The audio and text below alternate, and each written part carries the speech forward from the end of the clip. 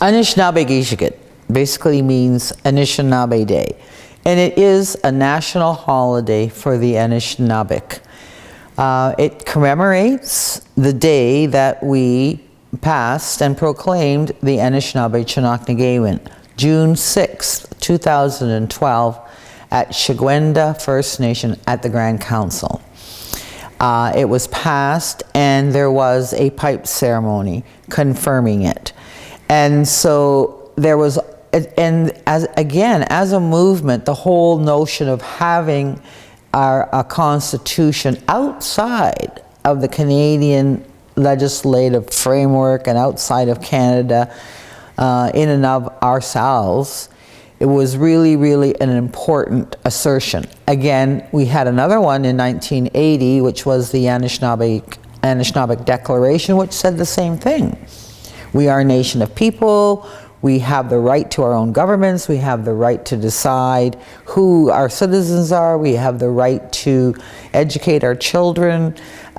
So that is basically the purpose of the Chinook-Nagawin. And so the passage of it is Anishinaabe to celebrate that. And our elder always said that June the 6th is our national holiday, not June 21st. That's Canada that made that holiday. But we have our own holiday, which is June the 6th.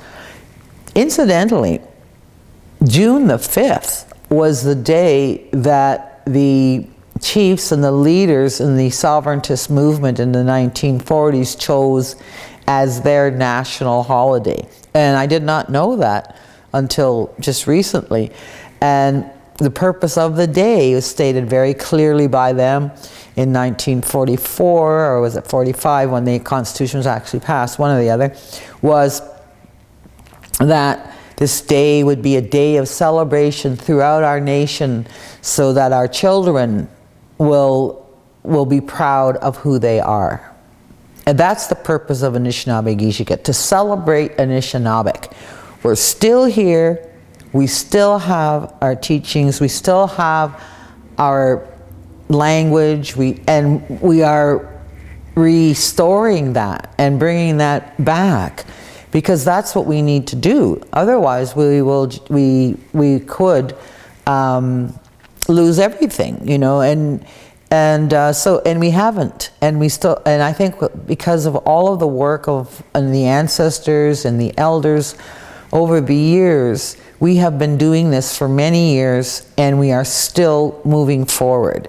And I think that that is something that really needs to be celebrated, and our children need to know.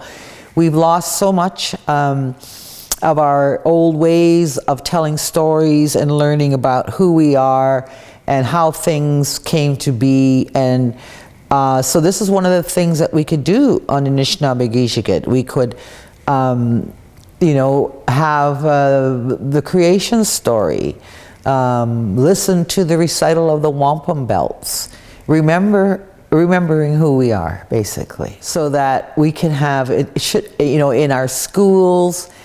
And it's really for the children. It really is for future generations to celebrate being Anishinaabe and to teach our children our stories, our history, our creation story, our history, and remembering, you know, our the wampum belts, and bringing back all of the pride in being Anishinaabe and being part of an indigenous nation. And you know, that's who we are. And so that's why the Anishinaabe is so important to celebrate, so that we're proud and we know who we are.